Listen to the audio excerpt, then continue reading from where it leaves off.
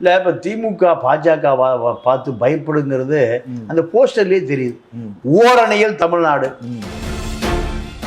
பிஜேபியை மதவாதத்தை சங்பரிவாரை எதிர்க்கக்கூடிய நீங்கள் ஓரணியில் தமிழ்நாடு. யாருக்கு எதிராக ஓரணி? இப்பதான் எடப்பாடி கொஞ்சம் கொஞ்சமா ஜெயலலிதாவா மாறிக்கொண்டு வருகிறார். பாமகவினுடைய அரசியலை தீர்மானிக்கிற சக்தியாக எடப்பாடி மாறியிருக்கார். எடப்பாடி கூட சொல்லிட்டாரு, வேலுமணி பக்கத்தில் வராத, தங்கமணி பக்கத்தில் வராத, செங்கோட்டையை பக்கத்தில் வராத, எந்த கோட்டையும் வராத. அந்த மாவட்டத்தினுடைய செயலாளர், அவங்க வந்து முன்னாள் மந்திரி 2 பேரும் வந்த எல்லாம் ஓடு. இது இன்னும் பரபரப்பாக தேர்தல் நெருங்க நெருங்க திமுக வியூகமும் பலமா இருக்கும், அதிமுக வியூகமும் பலமா இருக்கும். நானும் சரண்டர், ஷார்டைம் சரண்டர், சவுக்கு சரண்டர், எல்லாம் சரண்டர்னு போய் சீமான். திமுக கண்டிப்பா நம்பாது யார சீமான். வழக்கிலிருந்து என்ன இப்படியா காப்பாத்துங்க, இதுதான் சீமானுடைய கோரிக்கையை தவிர சீமானுடைய அடிப்படை தம்பிகள் தும்பிகள் எல்லாமே யாருடைய எதிர்ப்பு? திமுக எதிர்ப்பு.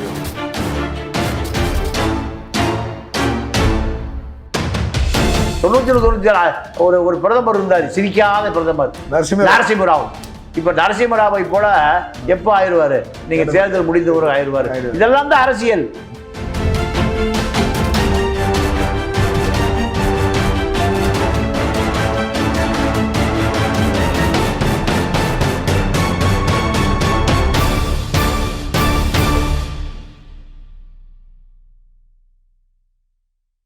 நம் தமிழ் நேயர்களுக்கு வணக்கம். இன்றைய கரகத்துக்கு வந்திருப்பவர் மூத்த பத்திரிகையாளர் தமிழா பாண்டியன் அவர்கள் வந்திருக்காங்க. அண்ணா வணக்கம். வணக்கம்.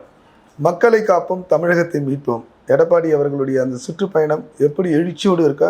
மக்கள் ஏற்றுக்கொண்டார்களா? இல்லை, இது 1991 அதிமுக ஆரம்பித்த புதிதில் முதலமைச்சராக ஜெயலலிதா பதவியேற்ற புதிது. ஜெயலலிதாவை எப்படி மக்கள் எழுச்சியோடு பார்த்தார்களோ அதே நிலைமை இப்போ 2025. காரணம் என்னென்னா, ஜெயலலிதா 2006-11 திமுக ஆட்சி காலத்தில் தமிழ்நாட்டே இல்லை, அந்த அம்மா கொடநாட்டில் தான் இருந்தது. கடைசியாக தான் தேர்தலுக்கு வந்தாங்க. 6 மாத காலம் இடைவெளியில் என்ன பண்ணுச்சுன்னா, கோவையில் ஒரு மாநாடு, திருச்சியில் ஒரு மாநாடு, ஆட்சி அதிகாரத்தை உடனடியாக அந்த அம்மா கைக்கு வந்துருச்சு. இப்போ அதே நிலைமை தான் எடப்பாடியை பொறுத்த வரைக்கும் இன்னும் தேர்தலுக்கு 8 மாத காலம் இருக்குது. 8 மாத காலத்தில் அவர் காவிரி டெல்டா பகுதியில் ஒரு பிரச்சார பயணம் மேற்கொள்கிறார். இந்த பிரச்சார பயணத்தை ஒருங்கிணைப்பது எதுன்னு கேட்டிங்கன்னா, அதிமுக ஐடிவி ஒரு கிளையில் 100 பேர் கிளைக்கழகமாக பதிவு செய்யப்பட்டால் அந்த 100 பேரும் இந்த பிரச்சார பயணத்துக்கு கலந்துக்கணும். அதே போல் ஒரு ஒன்றியம்னா ஒன்றியத்துக்கு கீழே 20 கிளைக்கழகம் இருக்குது. ஒரு கிளைக்கழகத்துக்கு ஒரு செயலாளர், ஒரு ஒன்றிய செயலாளர் கீழே 20 × 100 2000 பேர் அந்த பிரச்சார பயணத்துக்கு கலந்துக்கணும். ஒன்றிய செயலாளர் உடைய தகுதி, மாவட்ட இப்படி கட்சிக்காரன் பூரா இப்போ எங்கே வந்துட்டான்? ரோட்டுக்கு வந்துட்டான். இது 91 ஜெயலலிதா எம்ஜிஆர் மறைவுக்கு பிறகு ஆட்சிக்கு வந்த பிறகு அதிமுக இப்படி உற்சாகமாக இருந்தானோ அதே போல் இப்போ அத்தனை பேரும் பிரச்சார பயணத்துக்கு கொண்டா. எடப்பாடி கூட சொல்லிட்டாரு, வேலுமணி பக்கத்தில் வராத, தங்கமணி பக்கத்தில் வராத, செங்கோட்டையை பக்கத்தில் வராத, எந்த கோட்டையும் வராத. அந்த மாவட்டத்தினுடைய செயலாளர், அவங்க வந்து முன்னாள் மந்திரி 2 பேரும் வந்த எல்லாம் ஓடு. இப்பதான் எடப்பாடி கொஞ்சம் கொஞ்சமாக ஜெயலலிதாவா மாறிக்கொண்டு வருகிறார். இப்போ இதில் ஒரு பெரிய விஷயம் என்னென்னா, பாமகவினுடைய அரசியலை தீர்மானிக்கிற சக்தியாக எடப்பாடி மாறியிருக்கார்.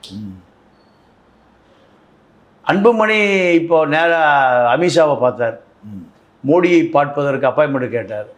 2 பேருமே நீ போய் எடப்பாடியை போய் பார். எடப்பாடி KP முனுசாமி மூட சொல்லிட்டார், கொப்பா போட வா. அப்போ இதெல்லாம் யாருடைய ஸ்டைலு? ஜெயலலிதா ஸ்டைலு. இப்போ அவருக்கு 7% வாக்கு தேவை. 118 எம்எல்ஏ தேவை. 7% யார் கொண்டு வந்து சேர்த்துவா? இலை மலர்ந்தால் ஈழம் மலரும் சீமான் சொன்னார். 2011 ஜெயலலிதாவுக்கு மறைமுகமாக ஆதரவு கொடுத்தவர் சீமான், நேரடியாக ஆதரவு கொடுத்தவர் விஜயகாந்த். இந்த இரண்டுமே இப்போ சீமான் அதிமுகவோடு இணைவதற்கு கூட்டணி சேர்வதற்கான பேச்சுவார்த்தையை எடப்பாடி நேரடியாக பேசிட்டார். விஜயகாந்துக்கு பதிலாக விஜயோடு அமித்ஷா பேசி கொண்டு இருக்கிறார். ஆனால் வந்து சீமான் வந்து திட்டவட்டமாக வந்து நான் வந்து யாரோட கூட்டணி வைக்க மாட்டேன், நான் தனித்து தான் இருப்பேன்னு சொல்லிட்டு அவர் செய்தியாளர் முன்னாடி கூட அவர் தெரிவிச்சிருக்காரு. இல்லை, இன்னும் 8 மாதம் இருக்கு. 8 நாளில் மாற்றம் வரலாம். 8 மாசத்துல விஜயும் வந்து அவருடைய கட்சியை சார்ந்தவர்கள் தெளிவாக வந்து சொல்லியிருக்காங்க, நாங்கள் யாரோட கூட்டணியில் அப்படின்னு சொல்லி. விஜயகாந்த் முதல் நாள் வரைக்கும் சொல்லிட்டு தான் இருந்தார். காலையில் சொல்லிட்டு தான் இருந்தார். காலையில் அறிவாலயத்துக்கா பாய்ஸ் கார்டு இருக்கா, கோபாலபுரத்துக்கா பாய்ஸ் கார்டு இருக்கா, எப்போ கார் புறப்படும் போது லெஃப்டில் போகுமா ரைட்டில் போகும், ரைட்டில் போயிடுச்சு. அதனால் அரசியல்வாதிகளுடைய நாவில் எது வரும், பொய் புரட்டு புனை சொல்லிட்டு தான் வரும்.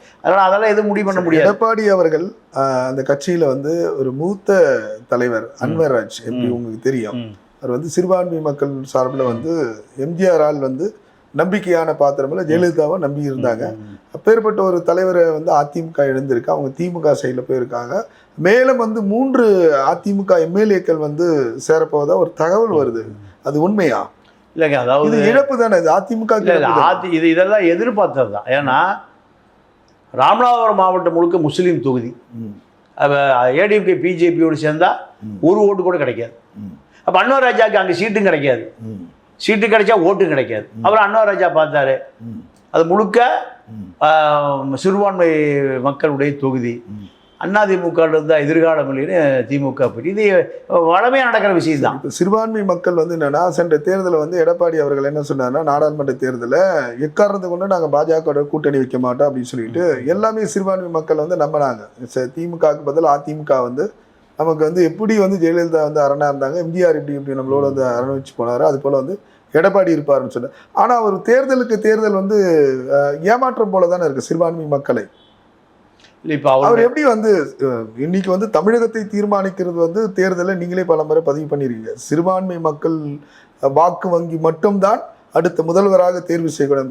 அந்த இது மைனஸில் எப்படி எடப்பாடி கூட்டத்தை மட்டும் பார்த்து முதலமைச்சர் ஆவார்னு எந்த நம்பிக்கையில் நீங்கள் சொல்கிறீங்க? இல்லை, இப்போ எடப்பாடிக்கும் ஸ்டாலினுக்கும் 2021 வித்தியாசம் ஒரு 3.5% தான். சரி, 3.5% வாக்கு வங்கியில் தான் எடப்பாடி முதலமைச்சர் பதவியை இழந்தார். இப்போ அவருக்கு 7% வாக்கு வைத்திருக்கிற சீமான், 10% வாக்கு வைத்திருக்கிற நம்பப்படுகிற விஜய், 2 பேரும் அதிமுக கூட்டணிக்கு வருவதை தவிர வேறு வழியே இல்லை. அதிமுகவை பொறுத்தவரை இப்போ எடப்பாடிக்கு 7% வாக்கு இருந்தால் திமுகவை விட அவருக்கு அதிகாரத்துக்கு போயிடலாம்னு நினைக்கிறார். 7% யார்கிட்ட இருக்குன்னா 2 பேர்கிட்ட இருக்கு. ஒன்று விஜய், இன்னொருத்தர் சீமான். விஜய் சீமான் வந்து சமீபத்தில் வந்து முதலமைச்சரை பார்த்தாரு. அந்த டைமில் அவங்களுக்குள்ள வந்து ஏதோ ஒரு பேச்சுவார்த்தை நடந்துதான் பரவலாக பேசுகிறாங்க. அது உண்மையான தகவலா? இல்லை, அதாவது தயாரிப்பாளர் காமாட்சி மூலம் கெஞ்சி கூத்தாடி உதயநிதிட்ட அப்பாயின்மெண்ட் வாங்கி உதயநிதி அவங்க அப்பாட்ட சொல்லி சாட்டையோடு போய் பார்த்தார். ஏன்னா மாநில அரசு சாட்டையை கையில் வச்சிருந்தது. விஜயலட்சுமி வழக்கு டெல்லி உச்ச நீதிமன்றத்தில் 1 மாத காலத்தில் விசாரித்து தீர்ப்பு வழங்கணும். பாலியல் வழக்கு, கற்பழிப்பு வழக்கு, கருக்கலைப்பு வழக்கு. இது நீங்கள் 2011 ஜெயலலிதா வந்த காலத்திலிருந்து ஜெயலலிதா போய் பார்த்தார். ஜெயலலிதாவை பார்த்துட்டு சொன்னா, ஜெயலலிதா சொல்லிடுச்சு, என்னை பார்த்ததை நீ ப்ரெஸ் மீட் கொடுக்கக்கூடாது. ஏன்? விஜயலட்சுமி வழக்கு கத்தி தொங்கிட்டு இருந்தது. அப்போ இலை மலர்ந்தால் ஈழம் மலரும் இந்த கட்சியை பூரா அடமானம் வச்சு தான் ஜெயலலிதாவிடம் அந்த வழக்கிலிருந்து சீமான் தப்பித்தார். அதே போல இப்போ முதலமைச்சர்கிட்ட போய் சரண்டர் ஆகி சண்டாளன் கருணாநிதி, பெரும் சதிகாரன் கருணாநிதி குண்ட சட்டத்தில் போன சாட்டையோட போயிருக்காரு. இனி சாட்டை அதெல்லாம் பாட மாட்டான், சாட்டை நீ அதெல்லாம் பேச மாட்டான், நானும் சரண்டர், ஷார்ட்டையும் சரண்டர், சவுக்கும் சரண்டர், எல்லாம் சரண்டர்னு போய் சீமான் காமாட்சிகிட்ட கெஞ்சி கூத்தாடி, தயாரிப்பாளர் காமாட்சிகிட்ட போய் பார்த்து தப்பிக்க வேண்டி வருது. 1 மாத காலத்தில் அப்போ வந்து அதிமுக போகிற அந்த 7% ரூட்டு கட்டு.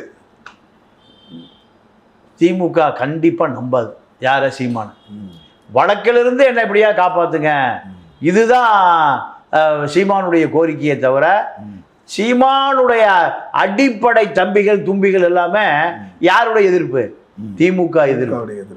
நீங்க பிஜேபியில் சேர்ந்தா கூட தும்பி இருப்பான், திமுக சேர்ந்தா அவ்வளவு பேர் வைகோவுக்கு வந்த நிலைமை வந்துடும். திமுகவை எதிர்ப்பதற்காக தான் அவ்வளவு பேரும் வைகோட்ட வந்தான். 7%. வைகோ திமுக போன பிறகு 7%, சைபர் 7% மாறி போச்சு. 1% கூட ஆள் இல்லை. திமுகவிலிருந்து வைகோவோட வந்தவன் இவர் திமுக சேர்ந்த பிறகு அத்தனை பேர் எங்க சேர்ந்துட்டான்? திமுக செட்டில் ஆயிட்டான். அதே நிலைமை தான் இப்போ சீமானுக்கு வரும். சீமான் திமுகவில் சேர்ந்தால் சீமானும் அவர் மனைவி கையல்விலையும் பணம் வாங்கி கொடுக்குற பாக்கியராச சாட்டை 4 பேர் தவிர அத்தனை பேர் எங்கே செட்டில் ஆயிடுவான்? இங்கே செட்டில் ஆயிடுவான். இப்போ எங்கிருந்து போன ஆட்கள், சீமானிலிருந்து போன அத்தனை பேருமே இப்போ பழைய ஆள் ராஜீவ் காந்தியும் செந்தில் பாலாஜியும் இன்னோவா கார் சாவியை காமிச்சாங்க. பல பேருக்கு யாரும் போகல. போன ஆட்கள் பூரா எங்கே போயிட்டாங்க? வேல்முருகன் வீட்டுக்கு போயிட்டாங்க. இப்போ அதுதான் நிலைமை. ஆக மொத்தம் சீமான் அதிமுக ஜோதியில் ஐக்கியமாவதை தவிர வேறு வழி இல்லை. எடப்பாடி எப்பாடுபட்டாவது என்ன விலை கொடுத்தாவது யாரை வாங்கிடுவாரு? 2 பேர்ல யாராவது ஒருத்தர் வாங்கிடுவார். சீமானை முதல்ல வாங்கிடுவார். அமித்ஷா இரும்பு தலையன் அமித்ஷா யாரை வாங்கிடுவாரு? விஜயை வாங்கிடுவார்.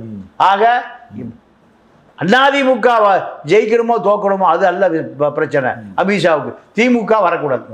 சரி, உங்களுடைய கணக்கு பிரகாரமா வந்து இவங்க 2 பேரும் சேர்ந்தாலுமே தமிழகத்தை பொறுத்த வரைக்கும் வந்து பாஜக எதிர்ப்பு அலை வந்து இன்னும் தான் வீசிட்டு இருக்கு. ஏன்னா இன்னைக்கு வந்து திமுக கையில வந்து அவங்க திட்டத்தை பத்தி முன்னிறுத்தல, பாஜகவுடைய மதவாதத்தை பத்தி தான் அவங்க இப்பவும் பேசிட்டு இருக்காங்க. அது எப்படி தமிழக மக்கள் ஏத்துப்பாங்களா? இல்லை, இப்போ திமுக பாஜக பார்த்து பயப்படுங்கிறது அந்த போஸ்டர்லேயே தெரியுது. ஓரணியில் தமிழ்நாடு. எதுக்கு ஓரணி? யாருக்கு எதிராக ஓரணி? மதவாதத்திற்கு எதிராக ஓரணியில் தமிழ்நாடு வார்த்தையை போட முடியலையே. இல்லை பிஜேபிக்கு எதிராக, ஆர்எஸ்எஸ்க்கு எதிராக, சங் பரிவாருக்கு எதிராக, மதவாதத்துக்கு எதிராக ஓரணியில் தமிழ்நாடு. அது பாதியை காண பாதிதான் இருக்கு. ஏன் பயப்படுறீங்க? எடப்பாடி, பிஜேபி, ஆர்எஸ்எஸ், சங் பரிவார் எல்லாம் சரி. ஆனால் நீங்க பிஜேபியை, மதவாதத்தை, சங் பரிவாரை எதிர்க்கக்கூடிய நீங்கள் ஓரணியில் தமிழ்நாடு. யாருக்கு எதிராக ஓரணி? இது செய்தியே வள்ளிய. அப்போ நீங்க திமுக பாஜக பார்த்து பயப்படுது. இன்னொரு விஷயம், எடப்பாடி என்ன சொல்லியிருக்காங்கன்னா, விசிக திருமாவளவனை பத்தி திமுக வந்து உங்க கட்சியை விழுங்கிடும் அப்படின்னு சொல்லியிருக்காரு. அதுக்கு வந்து இவர் என்ன சொல்லியிருக்காருன்னா, பாஜக வந்து அதிமுகவை அழிச்சிடும்னு சொல்றாங்க. இது நீங்க எப்படி பாக்குறீங்க? இல்ல, அதாவது திமுக விசிகாவை புதுசா ஒன்று விழுங்க வேண்டியது, அது விழுங்கி முடிஞ்சிருச்சு. ஏப்பமே விட்டாச்சு. விசிகாவுடைய 4 எம்எல்ஏ, 1 எம்பி, அத்தனை பேரும் நீங்க திமுகவை காப்பாற்றுவதில் முழு நேரமா அதான் முழு ஐக்கியமாகி விட்டார்கள். பிடபிள்யூ கான்ட்ராக்டர், ஹைவேஸ் கான்ட்ராக்டர், அத்தனை கான்ட்ராக்டர் திமுக எம்எல்ஏக்களுக்கு பிரித்து கொடுப்பதை போல சிறுத்தை எம்எல்ஏக்களும் பிரித்து கொடுத்துட்றாங்க. பல கோடிகளில் இப்போ அவர்கள் குளித்து கொண்டு இருக்கிறார்கள். ஆளூர் ஷானவாஸ் யாக்கன அலுவலகத்தில் உட்கார்ந்துருப்பார் போக்கிடம் இல்லாமல். இப்போ அவர் புதுப்பேட்டையில் பல கோடிகளில் 2 கிரவுண்டில் வீடு கட்டுறாரு. இன்னொரு விஷயம் என்னன்னா, அமித்ஷா என்ன சொன்னார்னா, தமிழகத்தில் வந்து கூட்டணி ஆட்சி அப்படின்னு சொல்லிட்டு ஒரு 4 முறை வந்து அவர் பதிவு பண்ணியிருக்காரு. இவர் என்ன சொன்னார்னா, கூட்டணி ஆட்சிலாம் தமிழகத்தில் வராது, நான் வந்து பாஜக பார்த்து நான் பயப்படல அப்படின்னு சொல்லிட்டு நேர்மறையான 2 பேருடைய ஒரு ஸ்டேட்மெண்ட்டு இருக்கக்கூடிய அந்த தொண்டருக்கு வந்து ஒரு குழப்பமான ஒரு மனநிலை ஏற்படுமா ஏற்படாதா? இல்லைங்க, அதாவது இப்போ எடப்பாடிக்கு பல்வேறு சிக்கல். அதாவது கட்சிக்குள்ளேயே எதிரிகள், கட்சிக்கு வெளியில் எதிரிகள், அதை தாண்டி 3வது ரவுண்டு எதிரிகள், 4வது ரவுண்டு எதிரிகள். ஆக மொத்தம் எதிரிகளுடைய வியூகங்களுக்குள் எடப்பாடி மாட்டிட்டு முழிக்கிறார். நீங்கள் வேலுமணி பாஜக ஆளு, தங்கமணி பாஜக ஆளு, செங்கோட்டையன் பாஜக ஆளு, ஹெல்த் விஜய் பாஸ்கர் எல்லாம் தங்களுடைய ஆயிரக்கணக்கான கோடிகளை காப்பாற்றி கொள்வதற்கு பாஜக அண்ணாமலையோடு பார்ட்னர். இவர் மட்டும் எப்படி வார ஒன்று. ரெண்டாவது, நீங்கள் வெளியில் ஓபிஎஸ், சசிகலா, டிடிவி இப்படி ஒரு கூட்டம், இந்த பக்கம் திமுக ஒரு கூட்டம், பாஜகக்குள்ளே இருக்கிற அண்ணாமலை ஒரு கூட்டம், அதை தாண்டி அமித்ஷா ஒரு கூட்டம். இத்தனை கூட்டங்களை இவர் எதிர்கொள்ளணும் எடப்பாடி. அப்போ இத்தனை எதிரிகளை சமாளிப்பதற்கு அவருக்கு இருக்கக்கூடிய ஒரே பலம் எது? ரெட்டை இலை. இந்த ரெட்டை இலையும் காப்பாற்றணும். இல்லையா ரெட்டை இலை செங்கோட்டைங்கிட்ட போயிடும், பாதி வேலுமணிகிட்ட போயிடும், பாதி தங்கமணிகிட்ட போயிடும். அப்போ அவர் இப்போ என்ன பண்ணுறாருன்னா, 2016 ஜெயலலிதா மறைவுக்கு பிறகு அதிமுகவை காப்பாற்றோம்னா ஒரே வழி பிஜேபியிடம் சரண்டராவதை தவிர வழி இல்லை. சரண்டரான பிறகு தன்னை காத்து கொண்டு ஆட்சியை தக்க வைத்து கொண்டு அப்புறம் என்ன பண்ணாரு? பிஜேபி வெளியேறினார். ஏன்? சிறுபான்மை மக்களுடைய வாக்கை பெறுவதற்காக எஸ்டிபிஐ முபாரக் கொண்டு எங்க நிறுத்தினாரு? திண்டுக்கல் நிறுத்தினாரு. நான் முஸ்லீம் மக்களுடைய சகோதரன். அப்போ அவருக்கு அப்பதான் அவர் சரியான ஸ்டாண்ட் எடுத்தார். எடுத்த பிறகு நீங்க துரோகிகள் பூரா எங்க போய் சேர்ந்துட்டான்? பிஜேபியில. செங்கோட்டையை கடல்புரத்தில் செட்டில் ஆகி காவி சட்டையை போட்டார். வேலுமணி அப்பப்போ போயிட்டு வந்துட்டு இருந்தார். தங்கமணி அங்கே இருந்தார். அப்போ இவர்களிடம் வந்து தப்பிப்பதற்கு வேறு வழி இல்லாம எங்க போய் அடைக்கலமாக வேண்டியதாக போச்சு? அமித்ஷாட்ட போய் அடைக்கலமாக வேண்டியதாக போச்சு. விஜய் எப்படியாவது கொண்டு வரலான்னு பார்த்தாரு. விஜய் 100 சீட் கேட்கிறாரு. புஷியானது 110 கேட்குறாரு. ஆதவச்சா 120 கேட்குறாரு. இவர்கிட்ட இருக்கிறத மொத்தம் 232 நியமன எம்எல்ஏ 34. அப்போ மொத்தம் இவருக்கே எவ்வளோ தேவை? இவருக்கு தூங்கும் போதும் முடிச்சிருக்கும் போது 118 தேவை. 118 வந்தால் தான் ஆட்சி அமைக்க முடியும். இப்போ எடப்பாடி கனவுல 7 வருது. 7% ஓட்டு தேவை. 118 எம்எல்ஏ தேவை. 2 தான் இப்போ எடப்பாடி கனவுல வருது. அப்போ விஜயுடைய 7 சீமானுடைய 7 தான் சீமானை பர்ச்சேஸ் பண்ண முடியுமா? இல்லை அமித்ஷா மிரட்டி கொண்டு வந்து என்டிஏ கூட்டணியில் விஜய் சேர்த்துவாரா? இது 2. இதை தாண்டி 118 எம்எல்ஏ ஜெயிச்சிட்டா அமித்ஷா அவருக்கு யாருன்னே தெரியாது. அமித்ஷா எங்கேயோ பார்த்த மாதிரி கேட்டுருவார். இதுதான். இதெல்லாம் எப்போ நடக்கும்? 90 ஒரு பிரதமர் இருந்தார், சிரிக்காத பிரதமர், நரசிம்மராவ். இப்ப நரசிம்மராவை போல எப்போ ஆயிடுவாரு? நீங்க தேர்தல் முடிந்த ஒரு ஆயிடுவாரு. இதெல்லாம் தான் அரசியல். இதை இப்போ திமுகவை பொறுத்த வரைக்கும் திமுகவே ஒரு காலகட்டத்தில் விஷன் 200 எங்களுக்கு வேணும்யா, கூட்டணி கட்சியே வேண்டாம், இப்படியான ஒரு நிலை எடுத்தது இல்லை. அது வந்து பண்ணிட்டு இருக்காங்கன்னு தகவல். அப்போ இப்படியும் ஒரு முயற்சி நடக்குது. இருந்த போதிலும் எடப்பாடியை பொறுத்த வரைக்கும் எடப்பாடிக்கு சேருகிற கூட்டம் அத்தனை தொண்டனும் தெருவுக்கு வருவது, பிரச்சாரத்தில் கலந்து கொள்வது, இதெல்லாமே இப்போ தமிழ்நாட்டில் ஹாட் ஆஃப் தி டாப்பிக்காக போயிட்டுருக்கு. இது இன்னும் பரபரப்பாக தேர்தல் நெருங்க திமுக வியூகமும் பலமாக இருக்கும், அதிமுக வியூகமும் பலமாக இருக்கும். நிச்சயமான மக்களை காப்போம், தமிழகத்தை மீட்போம். அவர் மக்களை காக்க போகிறாரா, தமிழகத்தை மீட்க போகிறாரா? 2026 தேர்தல் தீர்மானிக்கும். நன்றி வணக்கம்.